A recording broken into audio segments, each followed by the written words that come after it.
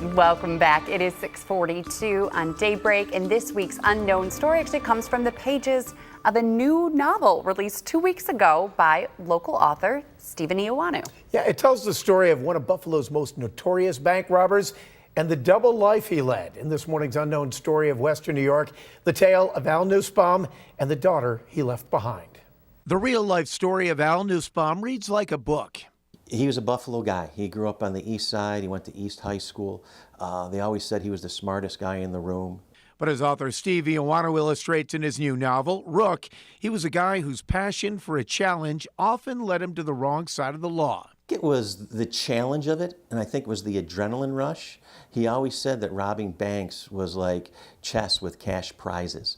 After getting in trouble as a teenager here in Buffalo, he joined the Army. Upon his discharge, he moved to California. That's where he was caught with a machine gun and sent to federal prison. And he met Bobby Wilcoxon, the man who would become his partner in crime. After they got out, he came back to Buffalo to marry his high school sweetheart, Alicia. They had a daughter, and Al opened a store with Wilcoxon. But that was just a front for the real business. And occasionally he'd tell his wife that he was going out of town for business. But Al's business was robbing banks. It began in Buffalo, then at least 7 more banks from 1960 to 1962. Hauling in at least $250,000, roughly the equivalent of $2.5 million today. But things all fell apart in December of 1961 when he robbed the Lafayette National Bank, and his partner Bobby killed a bank guard and wounded a New York City patrolman. And that put the two of them on the most wanted list. Al's mother-in-law actually blew him in, and they worked with his wife to set up a sting when Al returned to pick up Alicia and Allison. He had it all figured out. His wife was going to change cabs and go to the Central Terminal and then go to the Statler, and she was there waiting, but there's also 30 FBI agents and 30 FBI cars waiting for him too.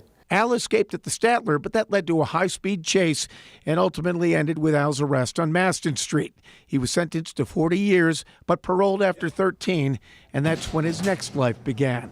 Allison was 16 when she finally met her father. He was not only funny himself, but I found that he brought out the funny in me. She finally had a real person to put with all the stories she had heard. He had buried money somewhere in Nevada, and when he went back, there was it had been developed and it was no longer empty desert and that the money was nowhere to be found. And the mementos she had collected, like this suitcase. That was the suitcase that he used for a, quote, business trip. And he returned from this business trip and he opened up his luggage and realized that he had the wrong person's luggage. Was just beside himself that he had somebody else's luggage and no one could understand what's the problem. Why are you so upset that you have somebody else's luggage? And years later, we found out that it was because his luggage was filled with money. During his time behind bars, he became an avid writer. Al started sending out short stories to magazines and other publishers using his own name as well as a number of pen names. He got printed in many of them, including Alfred Hitchcock's Mystery Magazine. And once he was paroled in the mid-70s, continued writing. He worked in Hollywood, writing TV scripts. He actually won an award from the Mystery Writers of America. For Allison, his success after prison often makes her think about the path her father could have taken. Does it make you wonder what if? Every day. Absolutely every day. I wonder, what could have been.